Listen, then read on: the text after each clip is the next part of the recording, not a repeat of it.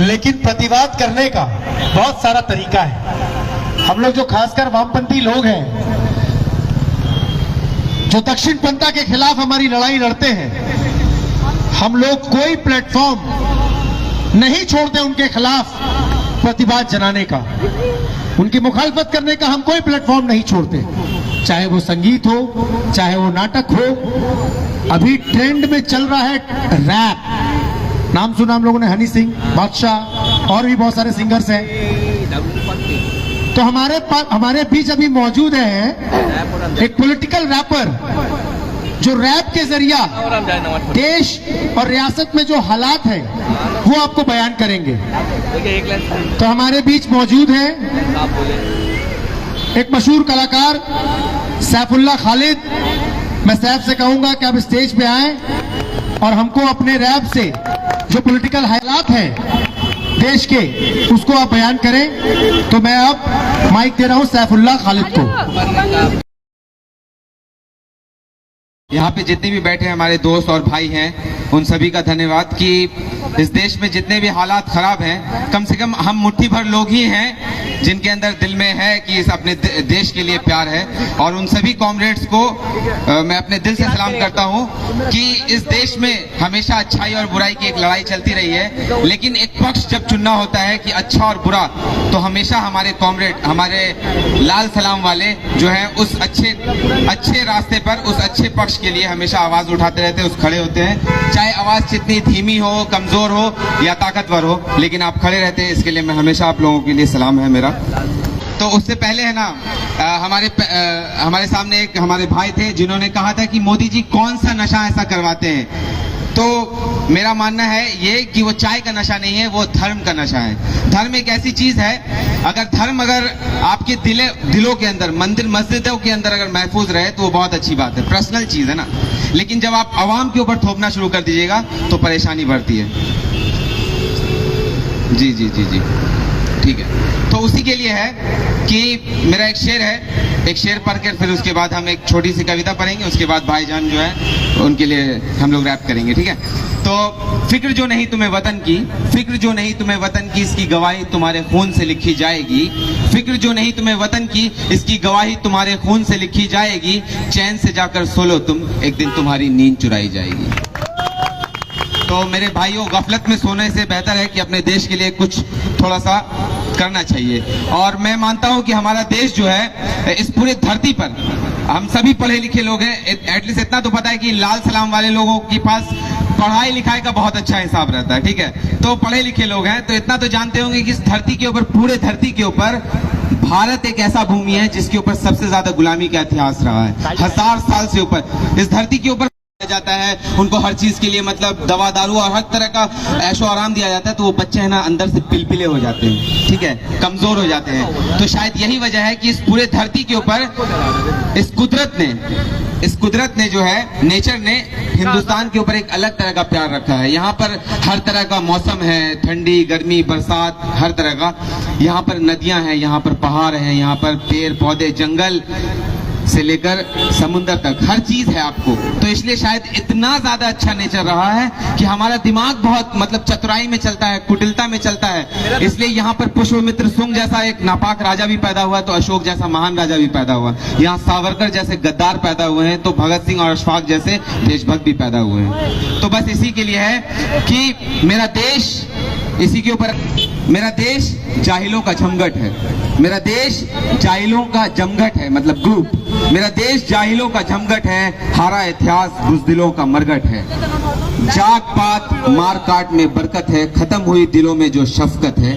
बढ़ती रही यूं दरमियान वो नफरत है, ये हाल देख चैन कल्ब ना मुयस्सर है। लहू से लिख देंगे ऐ वतन हम तेरा हर किस्सा, लहू से लिख देंगे तेरा हर किस्सा है वतन, दिल में जो तेरी शफकत है। तो मतलब चाहे जो भी हो, अच्छाई बुराई, मैं निंदा करता हूँ क्योंकि निंदक नेरे राखिए आंगन कुटी छवाए, बिन पानी साबुन निर्मल करे सुहाए। कबीर दास कह गए हैं। ये देश कबीर का भी है, तो यहाँ हर तरह की विचारधारा है।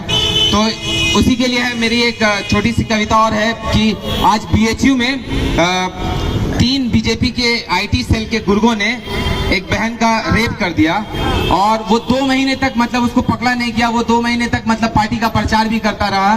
तो उसी के लिए लिखा था कि ये 2017 में भी बीएचयू में कुछ ऐसा ही हुआ था। तो उसी के लिए है कि 24 सितंबर 2017 की सुबह का वो काला दिन जब हिंदू बनारस विश्वविद्यालय की लड़कियों ने एक आंदोलन शुरू किया था। वो आंदोलन किसी आरक्षण या स्कॉलरशिप के लिए नहीं, बस अपनी इज्जत को सुरक्षित रखने की एक छोटी सी मांग थी और बदले में पुलिस उन पर लाठीचार्ज करती है। अब एक छोटा सा सवाल मैं हम मर्दों से पूछना चाहता हूं कि क्या हम मर्द औरतों से कभी कुछ नहीं मांगते? अगर देखी जाए तो हम मर्दों की जिंदगी औरतों की भीख पर ही चलती है। हम उनसे दूध मांग लेते हैं, उनका कोक मांग लेते हैं, उनसे दहेज मांग लेते हैं, यहाँ तक कि उनका शरीर मांग लेते हैं और वो सब कुछ हमें अपना खुशी खुशी दे देती है और बदले में वो हमसे अपनी इज्जत की सुरक्षा मांगती है, किसी वैसी जानवर से नहीं, हम मर्दों से ही मांगती है। और जब नहीं दे पाते हैं तो बड़ी चालाकी से कहते हैं कि ये लड़की बचलंती छोटे कपड़े पहनती सी थी, तो ऐसा होगा ही। तो उसी सोते हुए समाज के लिए, हालांकि मुझे ज्यादा उम्मीद नहीं है इस समाज से, मगर फिर भी कहता हूँ, कहना मेरा काम है क्योंकि इस देश से बहुत ज्यादा प्यार है। कहता कहता शायद मर भी जाऊंगा एक दिन, मगर हमारे हालात नहीं बदलने वाले, मुझे नहीं लगता। मैं बहुत ज्यादा नेगेटिव हूँ।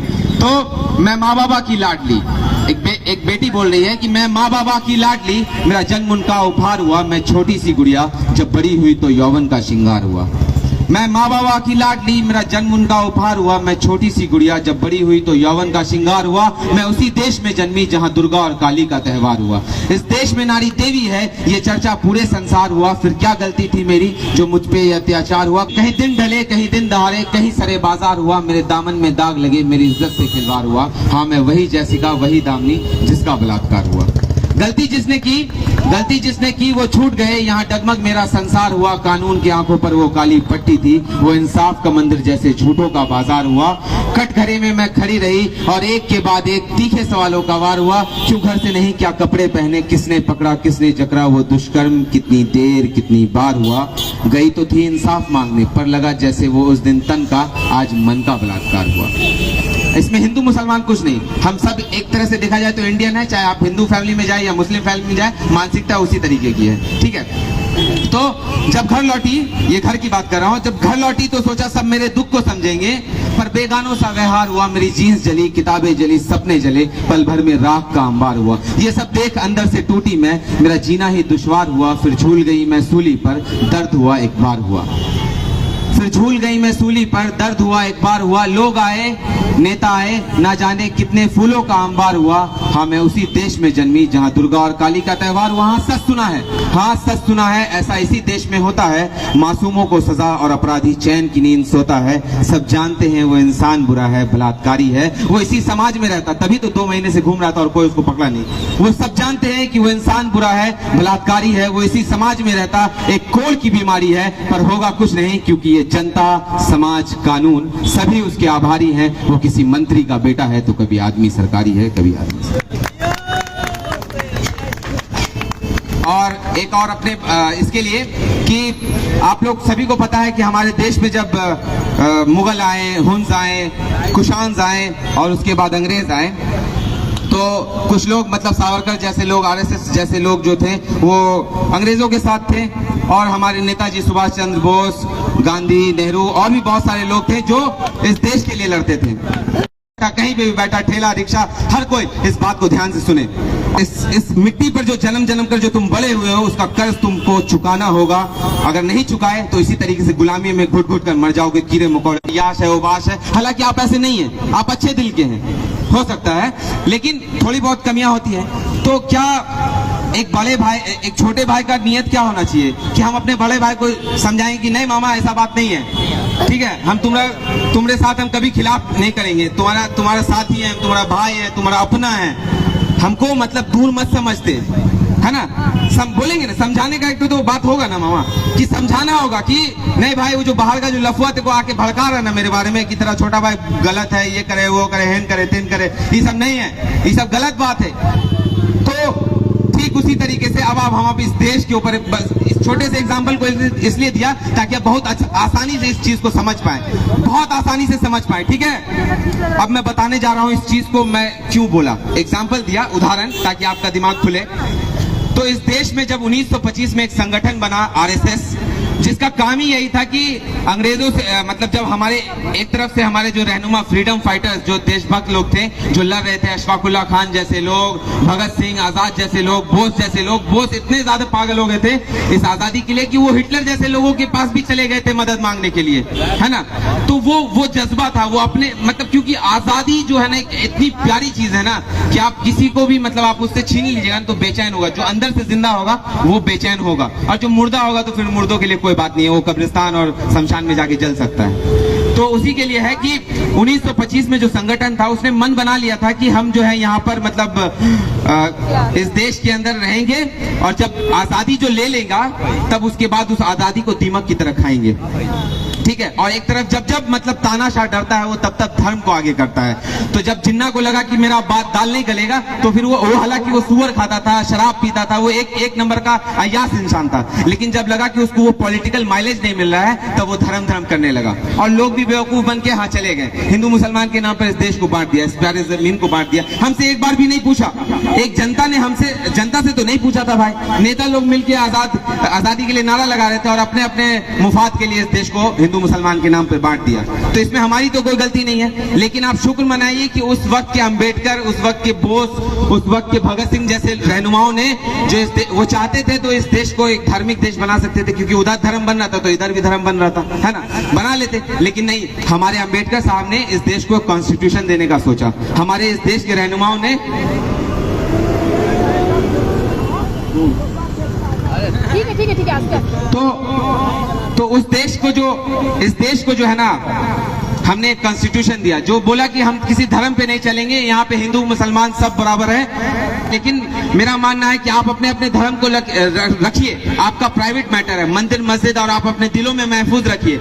लेकिन आप जो भी पढ़ते होंगे, गीता, कुरान, बाइबल जो भी पढ़ते होंगे, लेकिन उसके साथ साथ मेरे देश के संविधान को भी जगह दीजिए। फिर याद रखिए कि आपके हिंदुस्तानी होने के लक़ब को कोई नहीं छीन सकता। पढ़िए बस खाली, जब एनआरसी पे कोई भी तानाशाह आके वन फाइन डे आपके ऊपर एनआरसी लागू कर देगा और आप बोल देंगे आओ मेरे साथ चलो हम संविधान बचाने निकले, नहीं होगा। समझे, पढ़ना होगा, आपको जानना होगा कि हमारा कॉन्स्टिट्यूशन क्या कहता है, साइंटिफिक टेम्परामेंट फैलाने के लिए, इस देश में भाईचारा फैलाने के लिए। लेकिन वहां पर आरएसएस हमारे हिंदू भाइयों को भड़काता रहा, आज से नहीं 1925 से 47 से ही भड़काता रहा, और मुसलमानों को कोई फर्क ही नहीं पड़ा। वो मतलब गफलत में अपना मौज मस्ती में लाल मांस खाते हुए, अपना इधर उधर चेंगड़ागिरी करते हुए। आज आप सच्चर कमेटी, मंडल कमीशन का रिपोर्ट पढ़ लीजिए ना, यहाँ पे जो भी है मंडल कमीशन पढ़ लो, सच्चर कमेटी पढ़ लो, तुम्हारी हालात क्या है। तुम कीड़े मकोड़े से भी ज्यादा बदतर हालत में जी रहे हो, लेकिन फिर भी घमंड एक अलग तरह का है। मैं सच्चाई बताता हूं भैया, बुरा लगे तो बुरा लगे, अपना मैं यहां से एक बस पकड़ूंगा और सेंट्रल चला जाऊंगा, कोई दिक्कत नहीं है, ठीक है। तो इस देश के जो एकता, इस देश के संविधान, इस देश के भाईचारे को अगर बचाने की जो जिम्मेदारी थी ना, मैं समझता हूं कि हमारी थी। सैफुल्लाह खालिद और जैसा जो नाम रखने वाला लोग है, और भी बहुत लोग जो मुसलमान टोपी दाढ़ी लगाने वाला, उनकी जरूरत थी, उनको चाहिए था कि नहीं मामा हम ऐसा नहीं है। अपना बड़ा भाई को बताते कि नहीं भाई हम अच्छा है, तभी तो आज कुछ भी छोटा सा अगर कोई मतलब चींटी भी कुछ काट लेता है ना, 2 मिनट में अगर नाम लगा दिया तो एकदम पूरा फुल फायर हो जाएगा तुम्हारे खिलाफ, है ना लोग। तो ये क्यों हालात, कभी इस चीज के ऊपर ध्यान दे के सोचने की कोशिश करो। अपने हिंदू भाइयों के साथ मिलो, बैठो, उनसे बात करो। तुम अशरफुल मखलूक कहीं से भी नहीं हो यार, तुम अशरफुल मखलूक हो ही नहीं सकते। तुम बदतर कीड़े मकोड़े बन चुके हो इस देश के अंदर, ताकि तुम्हारे नाम पर कोई भी कुछ भी बकवास कर देता है और लोग यहाँ का जो बहुसंख्यक है वो तुमको अपना दुश्मन मान बैठा है। तो थोड़ा सा दिमाग नहीं लगाओगे। मुसल्ले पर सजदा करना जरूरी है, अल्लाह के साथ राजी होना भी जरूरी है, लेकिन जब ये देश ही नहीं बचेगा तो मंदिर मस्जिद लेकर क्या करोगे मंदिर मस्जिद लेकर क्या करोगे, टूट जाएगा। तो उसी के लिए है कि मैं, हालांकि मुझे बहुत लोग काफिर भी बोलते हैं और बहुत सारी चीज, हालांकि मैं ऐसा नहीं हूँ। मेरे अब्बा देवबंद से आलिम भी रह चुके हैं, आलिम थे और 40 साल यहाँ पर टीचिंग की है, तो और मुझे बहुत मानते थे और उन्हीं का सिखाया हुआ। तो इस्लाम मेरे दिल में महफूज है। मेरा इस्लाम, मेरा मजहब, मेरा धर्म जो है वो मेरे दिल में है, लेकिन उस मजहब ने ही मुझे सिखाया है कि अपने मादरे वतन से वफादारी, अपने देश के कानून पर चलो। तो इसलिए मेरे नाम के आगे सबसे पहले हिंदुस्तानी, उसके बाद मुसलमान, हिंदुस्तानी मुसलमान हूँ। मेरा नाम सैफुल्लाह खालिद है। तो मैं एक बात पूछना चाहता हूँ, देश के उन गद्दारों को मैं औकात दिखाना चाहता हूँ, धर्म के उन ठेकेदारों को मैं अपने दिल की तकलीफ दिखाना चाहता हूँ, एक हिंदू को नहीं, एक मुसलमान को नहीं, बस कुछ अपने हिंदी यारों को, कि मैं सिर्फ एक मुसलमान नहीं हूँ। हालांकि ये सब बात सुन के बोलेगा ये लड़का बहुत बेकार लड़का है, ठीक है, लेकिन फिर भी आगे सुन लीजिए। मैं एक बात पूछना चाहता हूं, धर्म के उन ठेकेदारों को मैं औकात दिखाना चाहता हूं, देश के उन गद्दारों को मैं अपने दिल की तकलीफ दिखाना चाहता हूं, एक हिंदू को नहीं, एक मुसलमान को नहीं, बस कुछ अपने हिंदी यारों को, कि मैं सिर्फ एक मुसलमान नहीं हूं। मैं वो हूं जिसने ईद की सेवैयां खाई हैं, मैं वो हूं जिसने होली पे भंग चढ़ाई है, मेरी आंखों ने बकरीद में बकरे कटते देखे हैं, और मैंने काली की बली में खुशियां भी मनाई हैं। मैंने दरगाहों के धागे हाथ पे बांधे, मैंने बहन से राखी भी बनवाई है, मैंने जमजम का पानी पिया है, मैंने गंगा में डुबकी लगाई है, मैंने मुहर्रम के ढोल पीटे हैं, मैंने मुरली की बंसी बजाई है। मेरे घर में अनवार मेरे अब्बा हैं, घर में अनवार मेरे अब्बा हैं, और स्कूल में राम भी मेरा भाई है। घर में मेरी अम्मी खाला और बाहर भी मेरी माता ताई है। कुरान को पढ़ना घर में सीखा, कुरान को पढ़ना घर में सीखा, और स्कूल में टीचर ने गीता भी पढ़ाई है। बस कहने को हूँ एक मुसलमान, हर धर्म से शिक्षा पाई है। अरे दूर क्यों जाता है तू मेरे हिंदू भाई, अरे दूर क्यों जाता है तू मुझसे मेरे धर्म को लेकर। ये मैंने कहाँ बनाई है, अगर धर्म में दिक्कत है सारी तो ले मैं भूला अब तू भी भूल। ये देखना घड़ी कैसी हो आई है, वापस आ जा, तू भी मेरा भाई और मैं भी तेरा भाई, ठीक है। और एक और लास्ट में कुछ बोलना चाहूंगा कि जब सीता माँ को जब हरण किया गया था रावण ने, नहीं एक लास्ट, जब सीता माँ को जब हरण किया गया था रावण ने, तो क्या रावण मतलब रावण बन के आया था? आप लोग सब जो भी मेरा हिंदू भाई है यहाँ पर वो बताए, क्या रावण सीता माँ को जब हरण करने के लिए आया था तो वो रावण बनकर नहीं आया था, वो साधु का भेष धर कर आया था, ठीक है, कमंडल और कुंडल लेकर आया था, और भिक्षाम देही करता रहा, और सीता माँ भोली भाली उसके चंगुल में फंस गई। तो आज जो भी लोग राम भक्त बने फिरते हैं, या जो लोग बोलते हैं कि हम इस देश का भला करेंगे और मैं राम हूं, मैं फला हूं, मैं ढिमका हूं, तो वो एक्चुअली में राम नहीं है, वो राम के भेष में रावण है। आप लोगों को सबको पहचानना होगा। तो उसी के लिए है कि इस देश के में बहुत सारे महान दर्शन हुए, और उन सभी महान दर्शनों को पढ़कर मैं बड़ा हुआ हूं। तो उसी में है कि हे कलयुग के राम, ये कविता तब लिखी गई थी कि हम में से कोई श्री राम जैसा तो नहीं है, हम में से कोई श्री राम जैसा तो नहीं है, फिर किस मुंह से उस महान लंकापति नरेश रावण को जलाते हैं? तो भीड़ में खड़ा हुआ रावण हम सबसे क्या पूछता है, वो आप इस कविता में सुनेंगे। और ये कविता तब लिखी थी जब बार बार मोदी जी दशहरा के टाइम में तीर खींचते थे और उनका तीर फेल हो जाता था बार बार, तो उसी के लिए लिखे थे कि हे कलयुग के राम, हे कलयुग के राम, मैं सतयुग का रावण हूँ, मुझसा बनना सरल कहाँ, मैं तुम सबसे पावन हूँ। मुझ में अहंकार की अग्नि थी और पश्चाताप का बोध भी था, मुझ में सीता हरने की ताकत थी और बिन सहमति नारी स्पर्श न करने का संकल्प भी था। सीता जीवित मिली ये तेरे राम का बल था, सीता जीवित मिली ये तेरे राम का बल था, पवित्र मिली ये मेरा संयम था, मुझ में वासना की ज्वाला थी और मर्यादा का बांध भी था, मुझ में वासना की ज्वाला थी और मर्यादा का बांध भी था। मैं राम के युग का रावण, मैं राम के युग का रावण, इस युग के राम से अच्छा हूँ, मुझ में 10 सर 10 चेहरे हैं, सबके सब बाहर रखता हूँ। मैं राम के युग का रावण, इस युग के राम से अच्छा हूँ मोदी जी, मुझ में 10 सर 10 चेहरे हैं, सबके सब बाहर रखता हूँ। अरे महसूस किया है क्या कभी मुझ जलते रावण का दुख, अरे महसूस किया है क्या कभी मुझ जलते रावण का दुख, क्या दे पाओगे क्या मुझको एक उत्तर का सुख, क्या तुम में से कोई राम है क्या, हाँ तभी ये अग्नि बाण उठाना, उत्तर देकर ही मुझे जलाना।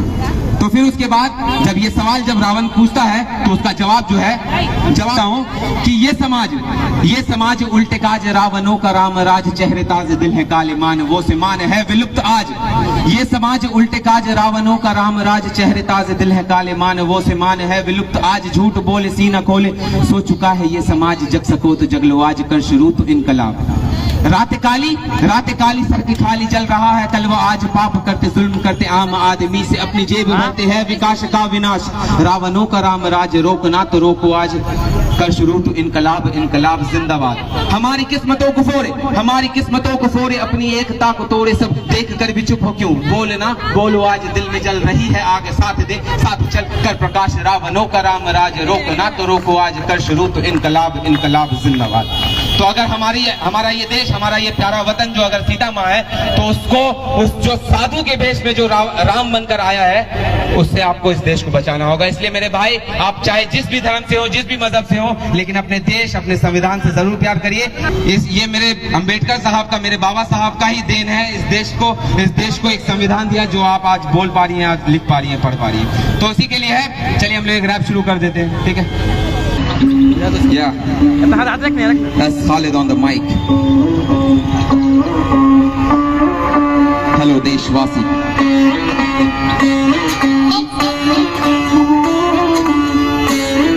आजादी मेरा ख्वाब।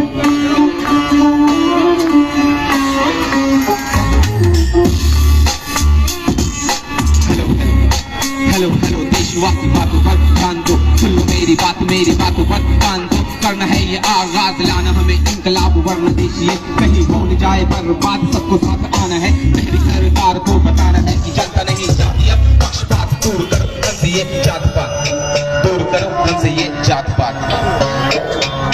चाहिए राम मंदिर और ना ये बाबरी, चाहिए राम मंदिर और ना ये बाबरी, बना दो एक शिक्षा घर जिसमें हो धर्मों की बराबरी, क्योंकि सबके दिल में है आस्था, तुम रहने दो ऐसा तेरा क्या है वास्ता, आस्था की आड़ में है वानियत का रास्ता, जात पात ऊंच नीच अब भी है हमारे बीच, अनेकता में एकता लगती दिखती अब, हाँ किताबी बातचीत, यह किताबी बातचीत, इतना सुन के न लाना माथे पर, तुम शिकन में सच को देखता हूँ और सच बोल जाने का है मुझ में दम, आजाद तो है हम बस नाम के सोच तो वही, हाँ अब भी है गुलाम रे, गोरे जो थे तब गए तो भूरे अब है आ गए, साले दीमकों की भांति देश को ही खा रहे, इकनॉमी अपनी गिर रही जात के नाम पे, इकनॉमी अपनी गिर रही। सुन के ना लाना माथे पर, तुम शिकन में सच को देखता हूँ और सच बोल जाने का है मुझ में दम, आजाद तो है हम बस नाम के सोच तो वही, हाँ अब भी है गुलाम रे, गोरे जो थे तब गए तो भूरे अब है आ गए, साले दीमकों की भांति देश को ही खा रहे, इकनॉमी अपनी गिर रही जात के नाम पे, जनता अपनी लड़ रही, जो चोर थे देश से हवा हुए, नेता भागीदारी या हमसे बेवफा हुए, सपने दिए स्किल इंडिया बेचना पकौड़े है, राज इनका हर तरफ फिर भी क्यों इतिहास में दौड़े इनके घोड़े हैं, नोटबंदी जीएसटी से गरीब जनता को सताया है, छीन पैसा इनसे अपनी जेब में घुसाया है, दिखा के शब्द बाग सबको चूतिया बनाया है।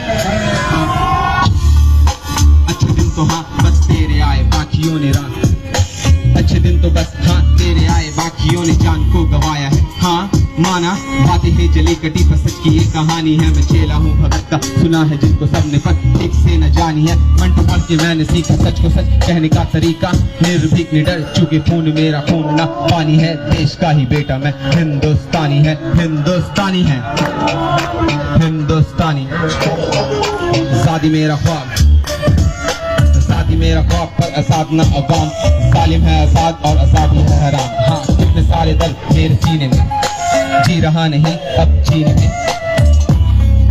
जी रहा नहीं अब जीने में, कल जो घूमते थे साथ आज डर रहे हैं साथ जीने में, आजादी मेरा ख्वाब पर आजाद ना अवाम, जालिम है आजाद और आजादी है हराम, वोट दे रहे गुलाम और खा रहे हराम, कुर्सी वाला अब्बा इनका चूसता है आम, नफरतों में बन गए हो गए गुलाम, यह लग चुकी है आग जिस पे कोई ना लगाम, ले रहे हैं लोग एक दूसरे की जान, हाँ कौन सा धर्म है ये कैसे ये पैगाम, ले रहे हैं जान देख दूसरे का नाम, आजादी मेरा ख्वाब पर आजाद ना अवाम, जालिम है आजाद और आजादी है हराम, हाँ कितने सारे दर्द मेरे सीने में, जी रहा नहीं अब जीने में, मर चुके हैं लोग पहले जीने से, कल जो घूमते थे साथ आज डर रहे हैं साथ जीने में, जिक्र बन गया जो भूल रहा है सीने में, मतलबी निजाम से झुक रहा हूँ जीने में, और खो गया खुदा जब आ गए कमीने में, बेड़ियां है बन गई बेमजा है जीने में, जिंदगी हराम है हर दिन में शाम है, झुक गए सर जो कर रहे सलाम है,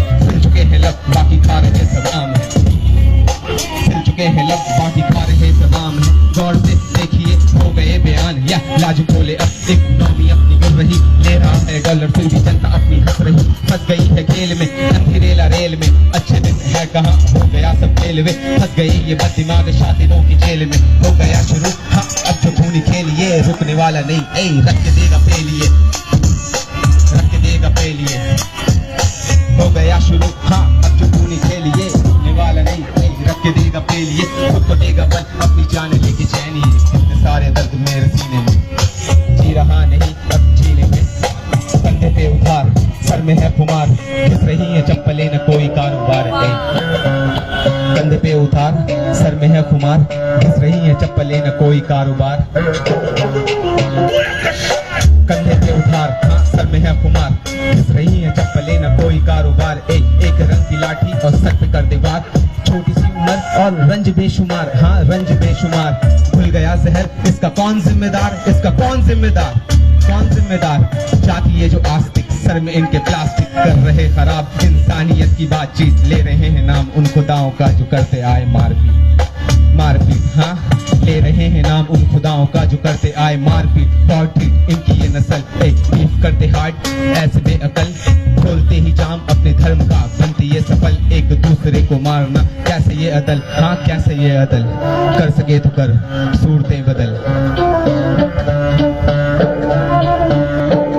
आजादी मेरा ख्वाब, कर सके तो कर हाँ सूरतें बदल, जो मुल्क तेरी आन है और बस्ती इसमें जान है, और रखता इन बातों पर पूरा तू ईमान है। आजादी मेरा ख्वाब पर आजाद ना अवाम, जालिम है आजाद, आजादी है हराम। Thank you.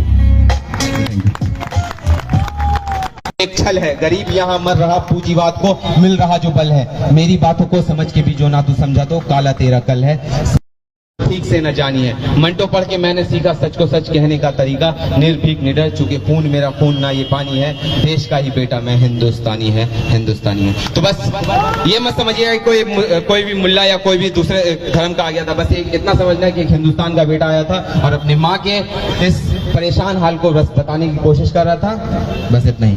धन्यवाद। गया चुप भूल रहा है सीने में, मतलबी निजाम से घुप रहा हूँ जीने में, और सो गया खुदा जब आ गए कमीने में।